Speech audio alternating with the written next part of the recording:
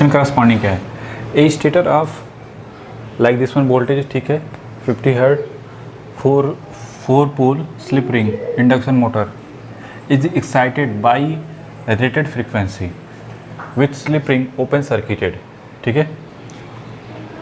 तो पहला target stator बनाते हैं और 3 फेज सप्लाई किस पे कर दिया है, स्टेटर पे।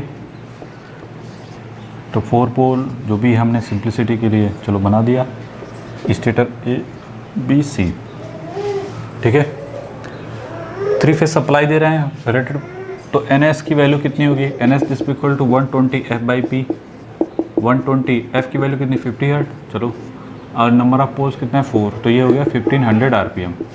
तो इतना तो फिक्स है कि स्टेटर पे जो बंदा बैठा है, ठीक है, यहाँ पे जो बंदा बैठा है उसको क्या नज़र आएगा कि ये स्टेटर का पोल कितने से रोटेट कर रहा है, एन एस से, क्लॉकवाइज डायरेक्शन करस्पॉन्डिंग। और हमने मान लिया सप्लाई जो है 3 फेज बैलेंस सप्लाई जो है स्टेटर पे जो दी गई है वो A B C sequence corresponding है।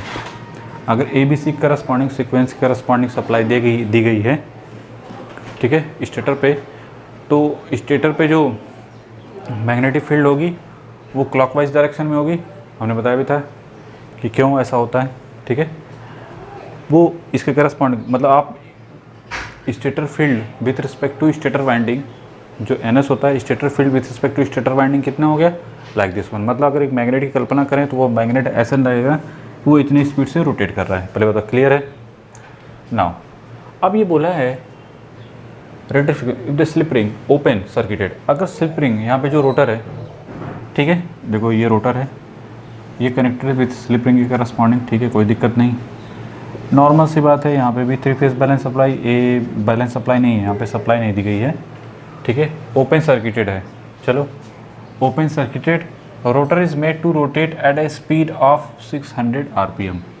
अच्छा, रोटर किधर रोटेट कर रहा है, 600 आरपीएम से अपोजिट डायरेक्शन में, बोला ना, in the opposite direction to normal direction. मतलब अगर स्टेटर पे स्टेटर फील्ड की स्पीड कैसी है, लाइक दिस क्लॉकवाइज, तो ये किधर रोटेट कर रहा है, एंटी क्लॉकवाइज डायरेक्शन करस्पॉन्डिंग, ठीक है, विथ एन आर, जो ये एन आर है, एन आर से वो कितना देगा 600 आरपीएम, ठीक है, और रोटेट कर रहा है opposite to the frequency of induce voltage. पहली बात कि जो फ्रीक्वेंसी ऑफ इंड्यूस वोल्टेज जो स्लिप रिंग पे करस्पॉन्डिंग होगा, ठीक है, वो होगा कि नहीं होगा।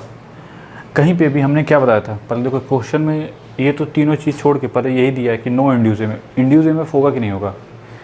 देखो इंड्यूस एमएफ होने के लिए क्या होना चाहिए, हमने क्या बताया था, कहीं पे भी मैग्नेटिक फील्ड है और उसमें कोई कंडक्टर रख दिया जाए, ठीक है, अगर उन दोनों के बीच में रिलेटिव स्पीड अगर नहीं होगी, रिलेटिव स्पीड का मतलब चाहे मैग्नेटिक फील्ड चाहे कंडक्टर, दोनों में से कोई एक चेंज करना चाहिए, मतलब टाइम के साथ दोनों में चेंजेस होने चाहिए। अगर चेंज होगा तो ही क्या होता है, induce MF, Faraday law, flux change होता है।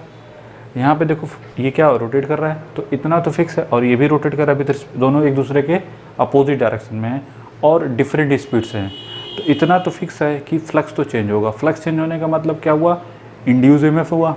फ्लक्स चेंज होने का मतलब इंड्यूस एमएफ होगा किस पे, अगर कंडक्टर है तो कंडक्टर, यहाँ पे क्या है, रोटर है, रोटर जो है रोटर वाइंडिंग करस्पॉन्डिंग, तो आ गया, फ्लक्स चेंज हो रहा है तो इंड्यूस एमएफ होगा, ठीक है। जब इंड्यूस एमएफ होगा तो इसका मतलब कौन सा ऑप्शन नहीं है, डी तो नहीं है, क्लियर। अब इंड्यूस एमएफ के करस्पॉन्डिंग, ठीक है, कोई दिक्कत नहीं। हमारा जो मोटिव है वो ये है कि जब इंड्यूस एमएफ होगा तो इंड्यूस एमएफ का जो बोला ना, तो frequency of induce voltage across slip ring, तो जब इंड्यूस एमएफ होगा तो फ्रीक्वेंसी भी होगी, फ्रीक्वेंसी ऑफ इंड्यूस एमएफ कितनी होगी, हमको यही फोकस करना है, ठीक है। पहले बताओ क्लियर है कि नहीं। तो उसके लिए हमको क्या चाहिए, पहले इसको थोड़ा सा हम लीनियर डायग्राम करस्पॉन्डिंग बनाना चाहते हैं। ये हमने बोला था रिलेटिव स्पीड, देखो जब हम फार्मूला लिखते हैं ऐसे लिखोगे, frequency of induce EMF in rotor winding, किस पे देखना है, रोटर वाइंडिंग पे ने, ठीक है। तो वो F2 जो होगा वो किसके करस्पॉन्डिंग होगा, हम P/120 इंटू रिलेटिव स्पीड लिख पढ़ते हैं ना, ऐसे रिलेटिव स्पीड अब यहाँ पे रिलेटिव स्पीड का मतलब क्या होता है? रिलेटिव स्पीड का मतलब कि हमको रोटर कंडक्टर पर बैठ के किसको देखना है? स्टेटर की फील्ड की स्पीड। एक्चुअली हमारा टारगेट क्या है? रिलेटिव स्पीड बिटवीन, देखो रिलेटिव स्पीड किसके किसके बीच में होती है? रोटर कंडक्टर और स्टेटर फील्ड।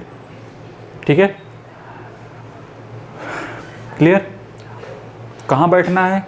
यहाँ बैठना है रोटर वाइंडिंग पे। और किस, देखो जिस पे देखना है, किस पे देखना है? इस पे देखना है ना, इंड्यूस फ्रीक्वेंसी।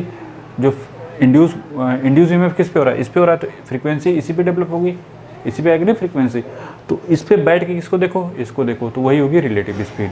तो आप कह सकते हैं speed of stator field with respect to rotor winding. Relative speed का मतलब क्या होता है? Speed of rotor field, sorry stator field,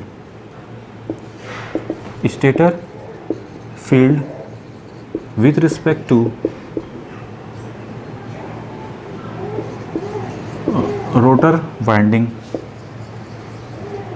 तो जिस पे बैठना है और किसको देखना है? स्टेटर फील्ड को। बस नज़र रखो। अब इसका कैसा बनाओ? लीनियर डायग्राम बनाओ। अब बनाओ लीनियर डायग्राम। ये है आपका स्टेटर, ये क्या है? स्टेटर। स्टेटर के रिस्पेक्ट में N1 है कितने स्पीड से? N1 NS के स्पीड से जा रहा है, जो भी है 1500 RPM से। कोई दिक्कत नहीं, यही है ना।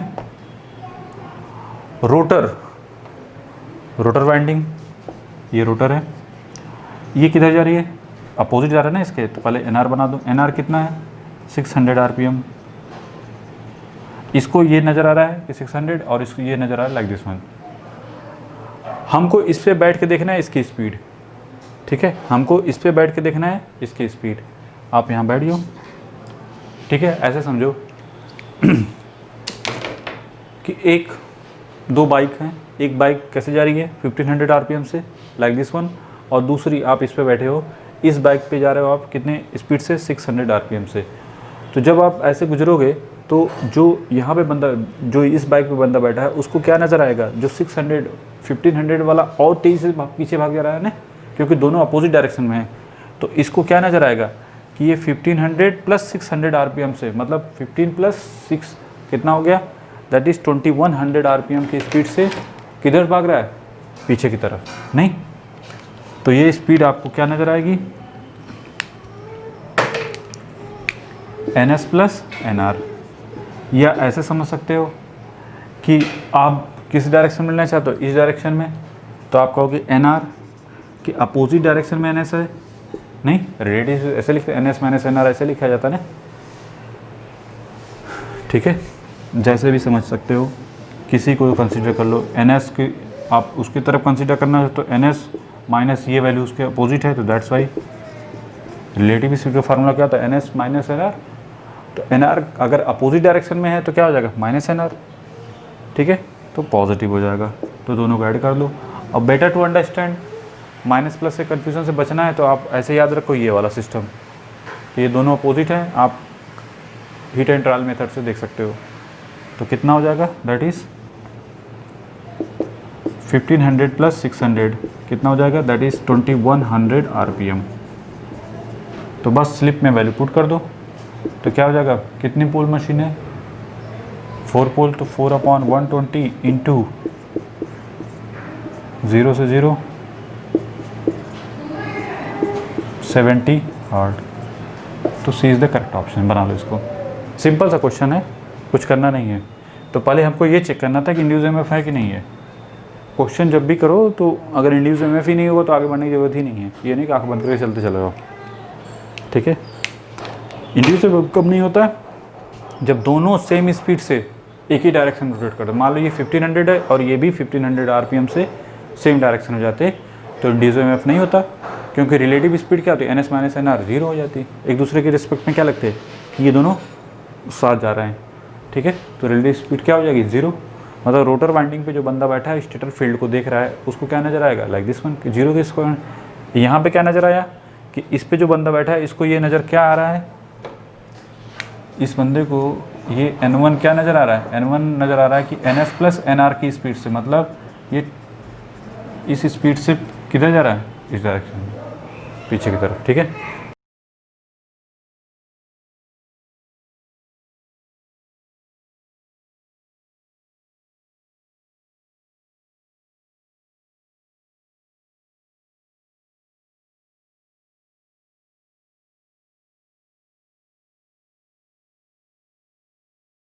क्वेश्चन में क्या है, question corresponding 6 pole, P this equal to कितना है 6 पोल 50 हर्ट। तो ये बताइए पहले तो सिंक्रोनस स्पीड कितनी हो जाएगी, 120 50 डिवाइड बाई 6 1000 आरपीएम। फिर बोला 3 phase induction motor has rotor resistance कितना है R2 0 दिस इक्वल टू 0.2, ठीक है। अब फिर बोला पर फेज है, ठीक है, कोई दिक्कत नहीं, 0.2 पर phase. Maximum torque is obtain at maximum slip, देखो मैक्सिमम टॉर्क, देखो मैक्सिमम बोला पर phase maximum torque is obtain at a speed, maximum torque obtain किया जाता है इस स्पीड पे, ठीक है। तो ये बताइए स्लिप कितनी होगी, मैक्सिमम स्लिप कितनी होगी, NS minus NM divide by NM, 1000 minus 875 divide by 1000 that is 0.125, ठीक है। स्लिप कितनी होगी 0.125। यहाँ तो कोई डाउट नहीं होना चाहिए, कैसे तो कैसे।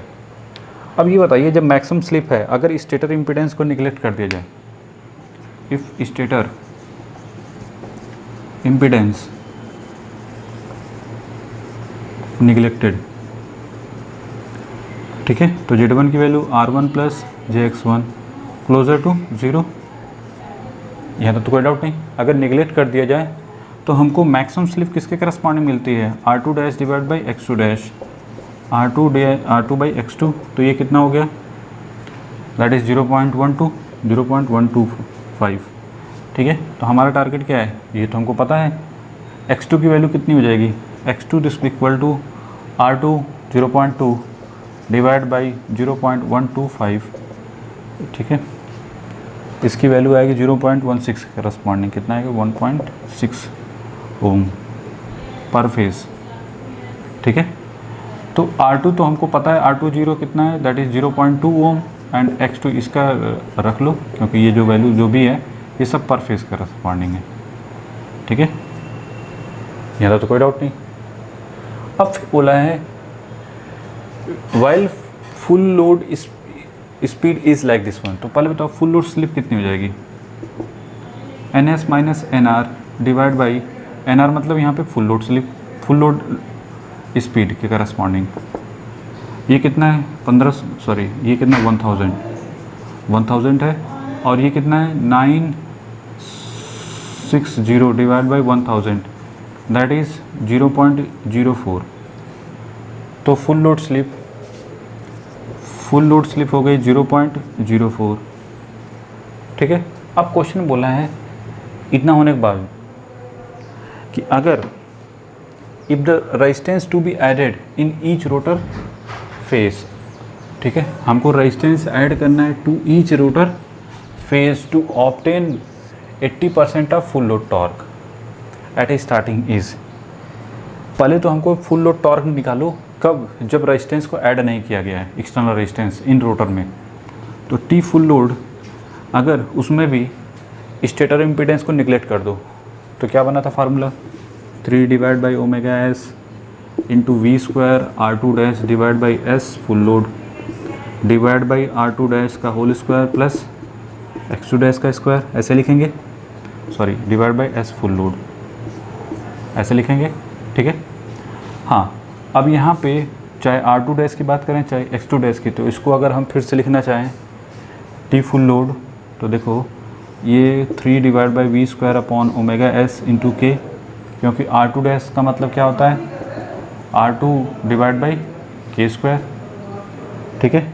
तो वहाँ से भी और यहाँ से भी जब निकल के आएगा तो नीचे क्या हो जाएगा, के स्क्वायर, ये बचेगा, जो भी है कांस्टेंट ही है, तो खैर उसका कोई R2 dash into divide by S full load, R2 dash हट जाएगा, तब यहाँ पे भी X2 डैश को भी लिखेंगे तो के स्क्वायर बाहर एक आ जाएगा लाइक दिस वन के करस्पॉन्डिंग, ये तो कांस्टेंट ही है।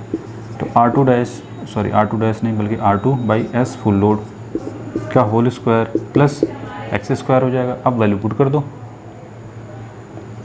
That is 3v² divide by omega S into K square, ये तो हो गई। R2 की वैल्यू कितनी है 0.2, तो 0.2 डिवाइड बाई 0.04, ये वैल्यू होगी कितनी, चलो पहले लिख लेते हैं। 0.5 आएगा, 0.04 का होल स्क्वायर प्लस 1.6 का होल स्क्वायर, ठीक है।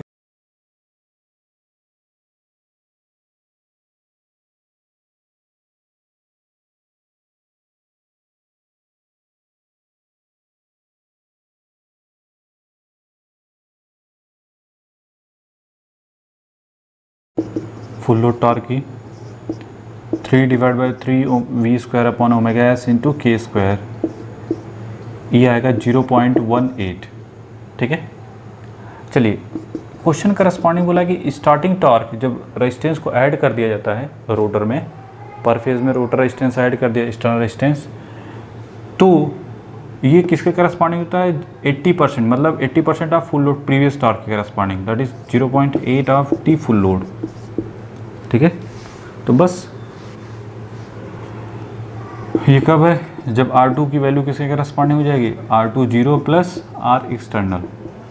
तो बेसिकली हमारा टारगेट ये तो हमको पता ही है 0.2 प्लस R एक्सटर्नल, ठीक है। तब कितना हो जाएगा, ये इसको R21 मान लो, कोई कुछ भी, ठीक है। यहाँ तो कोई डाउट नहीं। चलो अब शुरू करते हैं फिर से। तो बस जब रेजिस्टेंस को ऐड करेंगे तो 3 डिवाइड बाई ओमेगा एस, वही स्टेटर इम्पीडेंस को हमेशा निगलेक्ट करके चलेंगे, तो 3 by omega S into v² R2, देखो स्लिप स्टार्टिंग टॉर्क पे S की वैल्यू कितनी होगी 1, तो R2 डैश डिवाइड बाई ये हो जाएगा R2 डैश का whole square plus X2 dash का होल स्क्वायर, दिस भी इक्वल टू 0.8 इंटू जो भी अभी वैल्यू आई थी 3v² upon omega S into K square into 0.18, ठीक है।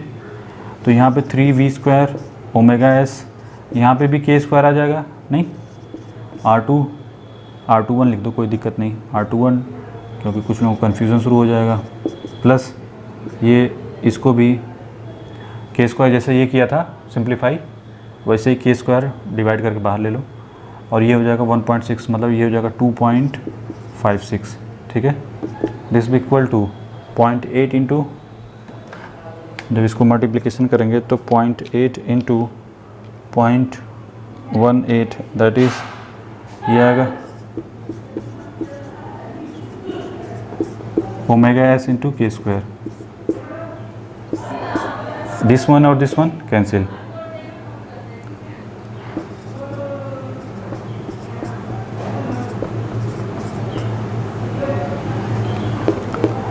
इसको 1 डिवाइड बाई 0.144 कर दो, तो 6.94 R2, दिस भी इक्वल टू 0। तो विद द हेल्प ऑफ सीधा चार formula 6.94 plus minus under root इसका whole square minus 4AC, 4 into A, C की वैल्यू कितनी 2.56, लाइक दिस वन का अंडर रूट कर दो, तो ये हो जाएगा 6.1632 होल डिवाइड बाई 2। तो माइनस वाली कंसीडर कर लो, प्लस वाली कंसीडर करने की ज़रूरत नहीं है, ठीक है, क्योंकि जो आपका रेजिस्टेंस है 0.2, ठीक है। तो ऐसा तो है नहीं कि जो जब रेजिस्टेंस इतना ऐड कर दें कि वो 6 ओम 10 ओम इस टाइप का हो जाए, नहीं। चलो पहले माइनस वाला करके देखते हैं, तो ये हो जाएगा -6.94, दैट इज़ डिवाइड बाई 2, ये 0.38838, ठीक है, ये आ गया। अब एक और वैल्यू पॉजिटिव वाली ले कर, चलो करके देख लेते हैं। R21 तब कितना हो जाएगा 6.94 plus 6.1632, like this one divide by 2, तो ये हो जाएगा 6.65। ये हो नहीं सकता, ये कंसिडरेबल नहीं है। क्यों, समझ में आ गया, ठीक है। रीज़न उसका ये होता है कि जब हाई रेजिस्टेंस होगा तो पावर लॉस भी तो ज़्यादा होगा ना, नहीं। अगर आप इस रेजिस्टेंस को कंसीडर करेंगे तो एक और एक तो पहली बात, आप जो भी इससे तो कम ही आएगा एक्सटर्नल रेजिस्टेंस, ठीक है, या इसके आसपास होगा, पहली बात।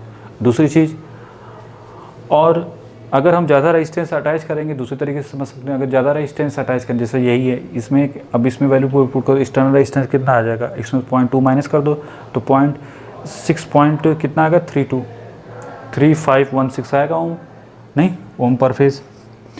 तो अब इस रेजिस्टेंस पे पावर लॉस क्या होगा, रोटर में ज़्यादा होगा, दैट जो हमारे लिए इफेक्टिव नहीं होगा, that's why this value is not considerable. तो कौन सी कंसिडरेबल होगी, ये वाली हम लोग कंसिडर करेंगे, नहीं हम इस वैल्यू को लेके चलेंगे, ठीक है। तो चलिए देखते हैं क्या मिलेगा हमको, वैल्यू पुट कर दो। तो R21 किसके करस्पॉन्डिंग है, R20 प्लस R एक्सटर्नल, तो ये हो गया माइनस कर लेंगे 3.8838, दिस भी equal to 0.2 plus R external. तो R एक्सटर्नल कितना हो गया, 0. इसमें से 18838 ओम, ठीक है। तो किसके करस्पॉन्डिंग है, D is the correct option, closer है ना, दैट्स वाई, ठीक है। तो अगर मान लो रेजिस्टेंस, भाई दो रेजिस्टेंस पे सेम वैल्यू रिप्रेजेंट कर रहा है कि स्टार्टिंग टॉर्क जो है, अगर रेजिस्टेंस को रोटर रेजिस्टेंस को ऐड कर दिया गया तो starting torque full load torque, previous full load torque, previous जो हमारा आया था फुल लोड टॉर्क, उसका 8 टाइम्स मिलता है, ठीक है। तो नॉर्मल सी बात है, किस पे आप प्रीफर करना चाहेंगे, इसको तो नहीं प्रीफर, इसको नीचे वाले को प्रीफर नहीं करें, हाई, जब वही चीज़ हाई रेजिस्टेंस और लो रेजिस्टेंस में मिल रही है तो हम किसको प्रीफर करना चाहेंगे, लो रेजिस्टेंस को। हाई रेजिस्टेंस को क्यों नहीं, क्योंकि लॉस बढ़ जाएगा हमारा, ठीक है, हमारा क्या हो जाएगा, लॉस बढ़ जाएगा, जिससे हमारा लिए कोई इफेक्टिव तो है नहीं, ठीक है। तो अननेसेसरी लॉस, पावर लॉस से तो बचना चाहेंगे ना। चलो, तो which one is correct, D is the correct option, बना लो इसको। क्वेश्चन एकदम क्लियर है, क्वेश्चन में क्या था, ठीक है, एक बार और समझ लो हल्का सा। बोला था कि ठीक है, एक सिंक्रोनस जो मैक्स क्वेश्चन बोला था कि 6 pole 50 hertz 3 phase induction motor has rotor resistance like this one, per phase maximum torque is obtain at speed. तो हमने क्या किया कि जिस स्पीड पे maximum rotor speed, maximum torque जिस रोटर स्पीड में मिला उसको बोलिए NM, तो उसके करस्पॉन्डिंग मैक्सिमम स्लिप मिल गई। मैक्सिमम स्लिप की हेल्प से हमको R2 पता था, X2 नहीं पता था, तो X2 निकाल लिया। अब समझ में आ रहा होगा कि X2 क्यों निकाला गया, पहले X2 निकाल लिया, फिर उसका काम ख़त्म हो गया, ठीक है। अब इसके बाद obtain at speed like this one while, अब यहाँ से नया क्वेश्चन, वहाँ से तो X2 निकल गया, दूसरे वाले से फिर while the full load speed, इससे हमने क्या नहीं किया, फुल लोड स्लिप निकाल लिया। फुल लोड स्लिप निकालने के बाद फुल लोड टॉर्क मिल गया, क्योंकि क्वेश्चन बोला ना कि द रेजिस्टेंस टू बी, जो resistance to be added in each rotor phase to obtain 80% of full load torque, ठीक है। 80% पाया जाता है फुल लोड टॉर्क करस्पॉन्डिंग, मतलब जब रेजिस्टेंस को ऐड किया गया तो 80% मतलब 0.8 ऑफ फुल लोड टॉर्क, ठीक है। फॉर जब रेजिस्टेंस को ऐड कर दिया तो स्टार्टिंग टॉर्क क्या मिल गया था, उसके करस्पॉन्डिंग रेजिस्टेंस चेंज हो जाएगा, स्टार्टिंग टॉर्क के करस्पॉन्डिंग रेजिस्टेंस, जबकि फुल लोड टॉर्क करस्पॉन्डिंग जो रेजिस्टेंस था वो 0.2 ही रहेगा R2, जबकि इसके करस्पॉन्डिंग 0.2 प्लस एक्सटर्नल, तो इसलिए हम उसको नाम दे दिए R21।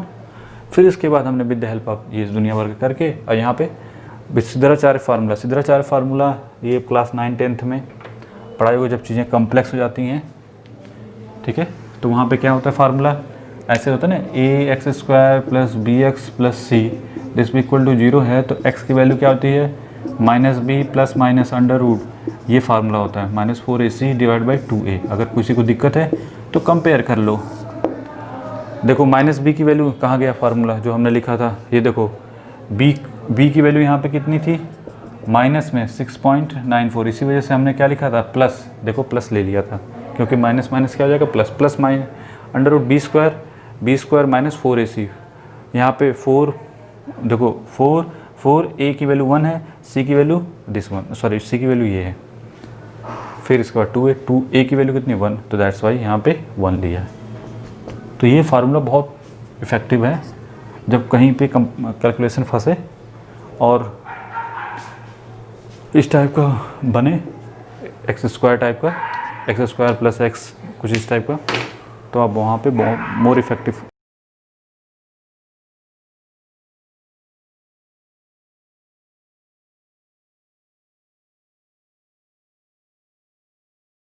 The question corresponding a 3-phase induction motor supply the full load torque at speed like this one. ठीक है, NR की वैल्यू कितनी है? तो पहले ही जब NR पता है तो NS आप लिख सकते हैं कितनी होगी, 1500 RPM, क्योंकि इसी के आसपास होगी synchronous speed 50 hertz, rated frequency और नंबर ऑफ पोल्स कितने हो गए 4। तो पहली बात तो स्लिप निकाल लो, NS minus NR divide by NS। ठीक है, तो ये हो गया 1500, दैट इज़ 0.04। तो स्लिप हो गई like this one corresponding.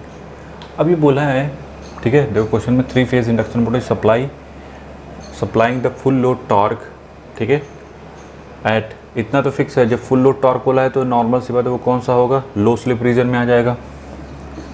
Low slip reason देखो,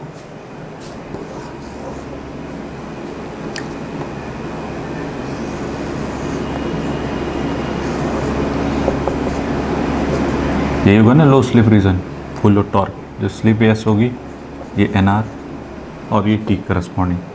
तो लो स्लिप रीजन में क्या होता है फार्मूला, लो स्लिप रीजन में फार्मूला टॉर्क का 3/ωs v² अपॉन कितना R2 इंटू एस, ये लिखते थे नहीं। अब क्वेश्चन करस्पॉन्डिंग क्या है कि ठीक है पहले लो स्लिप रीजन है, इस वजह से हमने ये फार्मूला लिख दिया।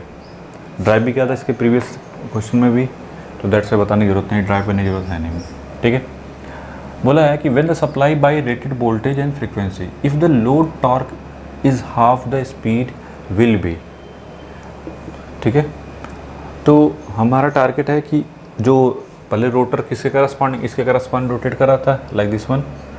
अगर लोड टॉर्क को हाफ कर दिया गया, ठीक है, तो जो TL डैश है वो TL/2 कर दें।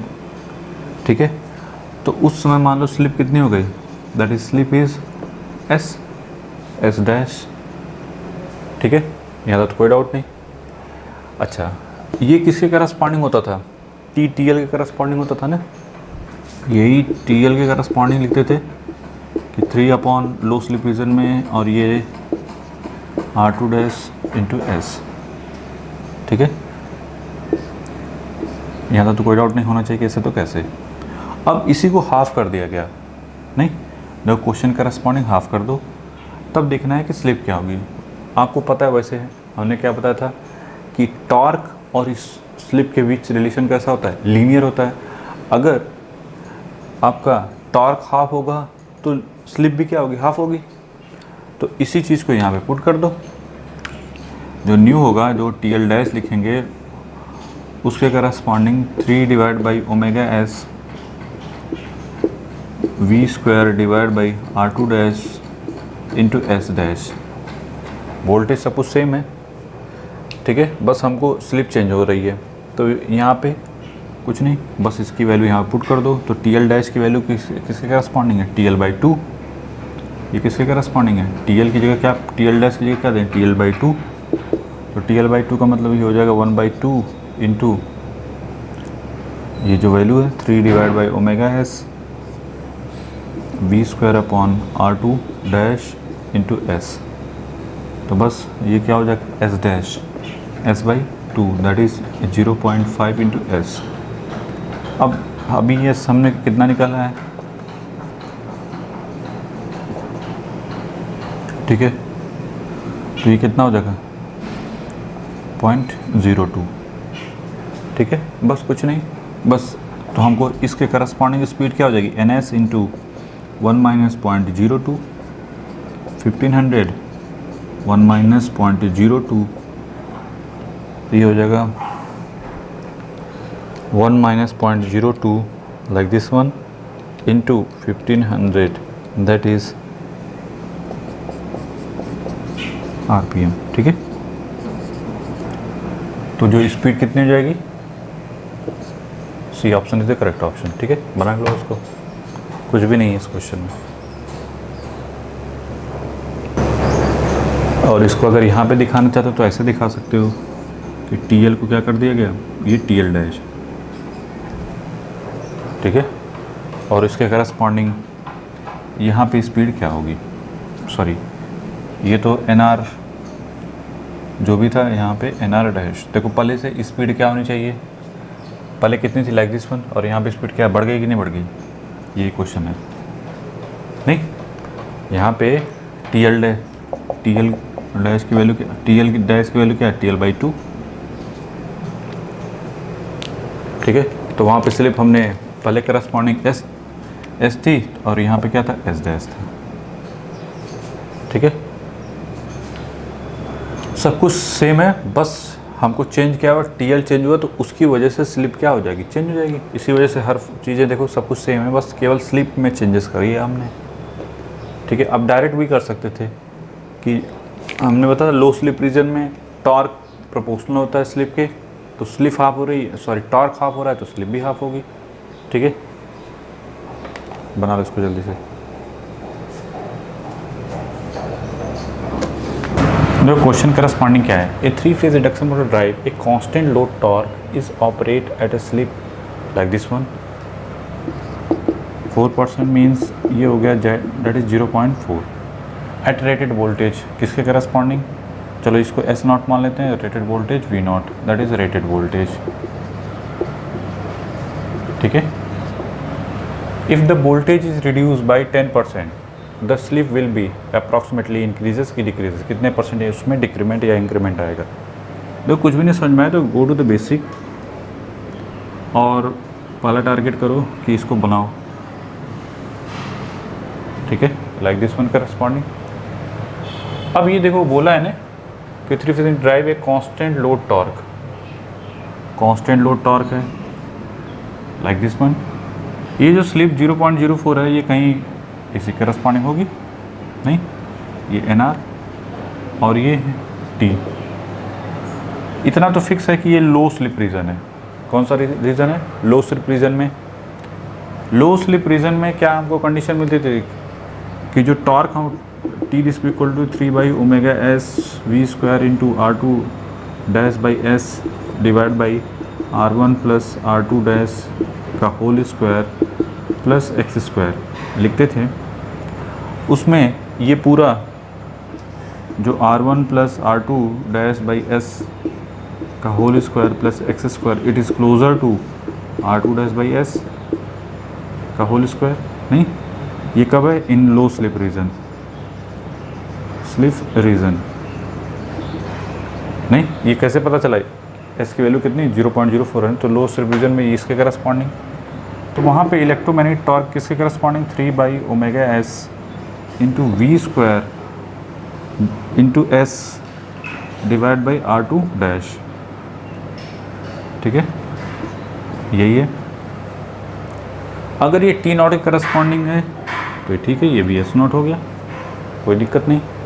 फिर पढ़ते हैं कि ठीक है लोड टॉर्क टी एल है और इसके करस्पॉन्डिंग ये टी नॉट है। फिर क्या बोला है, if voltage is reduce, voltage को अगर रिड्यूस कर दिया जाए, ठीक है, बाई कितना परसेंट, 10% का रिडक्शन कर दिया जाए तो स्लिप विल बी, तो स्लिप कितनी हो जाएगी। देखो ये इसके ये operated voltage like this one corresponding है। अगर वोल्टेज को रिड्यूस कर दिया गया तो वोल्टेज को रिड्यूस करके लाइक दिस वन, ये जो है V is equal to V 10% of V not, तो ये कितना हो जाएगा 0.9 V नॉट करस्पॉन्डिंग। तो ये है दैट इज 0.0, सॉरी इसको क्या लिखेंगे, V this equal to 0.9 V nought के करस्पॉन्डिंग। तो नॉर्मल सी बात यहीं से दिख रहा है कि अगर यहाँ पे स्लिप S नॉट है तो यहाँ पे जो स्लिप होगी वो जो S होगी वो पहले से कमी होगी। ठीक है, सॉरी बढ़ेगी ना। देखो स्लिप यहाँ पे क्या है 0, तो स्लिप तो इतना तो फिक्स है ऑप्शन में ही, जो डिक्रीमेंट वाला पार्ट है वो तो नहीं होगा।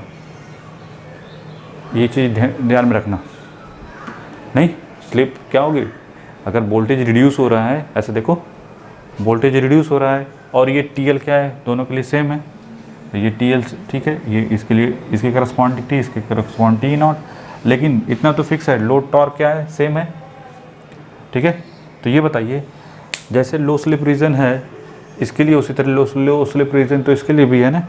तो इसके लिए भी क्या बनेगा हमको, T this equal to 3 divide by omega S into, sorry ये वी नॉट के करस्पॉन्डिंग, तो V by R two dash का होल स्क्वायर इंटू एस। ठीक है, ये बनेगा। अब यहाँ से लोड टॉर्क के क्या है, ये दोनों इक्वल है ना, मतलब T nought this equal to T this equal to T L, तो बस इक्वल कर देते हैं। तो हमको ये तो सब कैंसिल हो जाएगा, डायरेक्ट लिख सकते हैं वी नॉट का square into S nought this equal to V square into S. बस इससे वैल्यू निकाल लो।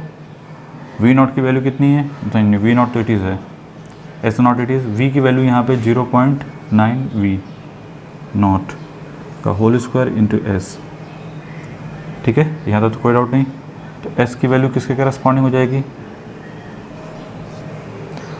एस नॉट की वैल्यू भी हमको पता है 0.04, तो ये हो जाएगा 0.04 डिवाइड बाई 0.081, 0.9 का स्क्वायर करेंगे तो 0.81 हो जाएगा। अब ये जो वैल्यू होगी, ठीक है, जो भी आएगी स्लिप की, 0.04 डिवाइड बाई 0.81, दैट इज़ ये जो आ गई एस की वैल्यू 0.04938 के करस्पॉन्डिंग लिख लो। तो परसेंटेज हमको क्या चाहिए, change in slip.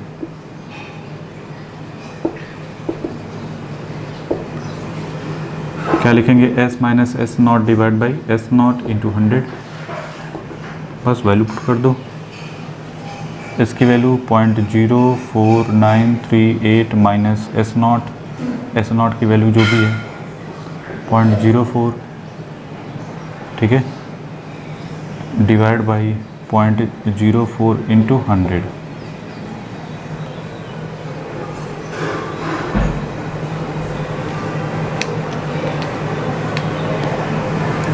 Divide by 0.04 like this one।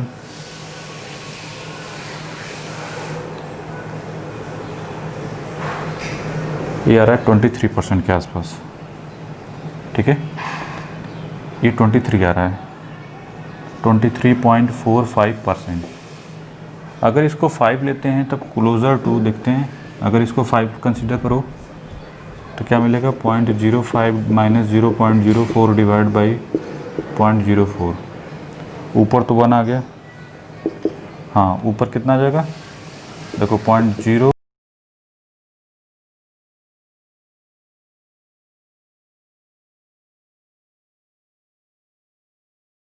ठीक है, क्लोज़र करेंगे। जैसे अगर ये 5 लेंगे तब आ जाएगा। ठीक है, तो वैसे भी अगर नहीं, अगर आप इससे करना चाहते हैं तो इससे कर लो। तो क्लोज़र कौन सा है, ये पॉजिटिव आ रहा है तो इसका मतलब इंक्रीमेंट है। इंक्रीज वैसे भी दिख रहा है, इंक्रीज़ करेगा तो डिक्रीज़ करने का तो कोई क्वेश्चन ही नहीं बनता। ठीक है, इंक्रीमेंट ही होगा। ठीक है, बना लो इसको। क्वेश्चन में कुछ भी नहीं है, जो क्वेश्चन बोला है बस ये देखो कि लो स्लिप रीजन में जब भी इस टाइप का है क्वेश्चन, अगर एस की वैल्यू कम है तो इसका मतलब लो स्लिप रीजन में ही होगा। और ज़्यादा दिक्कत हो रही है तो इसको बना के करके देख लो कि लोड टॉर्क इसी में जगह सेम होगा ना, दैट्स वाई। ठीक है, लोड टॉर्क और इलेक्ट्रोमैग्नेटिक टॉर्क सेम। और लो वो कौन सा फुल लोड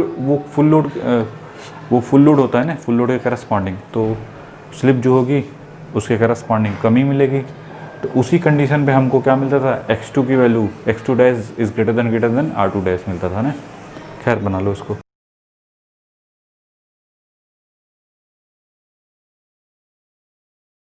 देखिए क्वेश्चन करस्पॉन्डिंग वोल्टेज दिया हुआ है, ये 18 किलोवाट 4 पोल 50 हर्ट, ठीक है, star connected induction motor has full load slip कितनी दी हुई है, ये दी हुई है 4%। 4% मीन्स दैट इज़ 0.04। क्लियर। तो हमारा टारगेट है कि डिटरमाइन करना है फुल लोड टॉर्क। ठीक है, अब बताइए जो टॉर्क डेवलप होगा, torque develop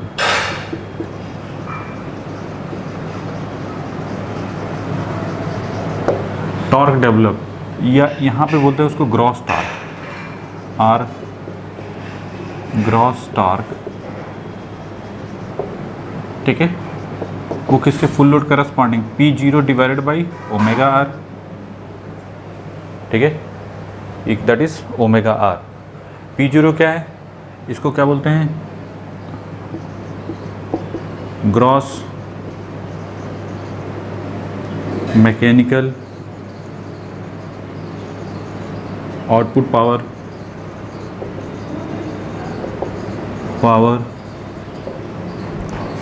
are output power develop, ठीक है, डेवलप जानते भी होंगे आप लोग। तो ये जो वैल्यू दी है ना, जो मैं जब इसका कुछ भी मेंशन नहीं किया तो इसका मतलब ये कौन सी पावर है, आउटपुट पावर डेवलप है पी जीरो, ठीक है। तो बस, तो T this equal to P zero की वैल्यू कितनी, 18 kilowatt into 10 to power 3 divide by omega R. Omega R this equal to first of all determine N R this equal to N S into 1 minus S corresponding to full load slip, N S that is 4 pole machine, that's why 120 F is 50 divided by 4, there is 1500 RPM. Clear? So you can say that omega R is equal to omega S into 1 minus S. Okay? इससे भी हम निकाल सकते थे omega S कितना होता है, that is 4 pi F by P, ये बता था। तो यहाँ से अगर हमको 4 इंटू 3.14 इंटू एफ की वैल्यू 50 है डिवाइड बाई नंबर ऑफ पोल मिल जाए तो बात बन जाए। तो कितना हो जाएगा, 4 इंटू 3.14 इंटू 50 डिवाइड बाई 4, ठीक है। तो omega R this equal to 157 into 1 minus 0.04, तो 1 minus 0.04 like this one into 157, that is 1 radian per second, that is radian per second, ठीक है। बस इसमें वैल्यू पुट कर दो,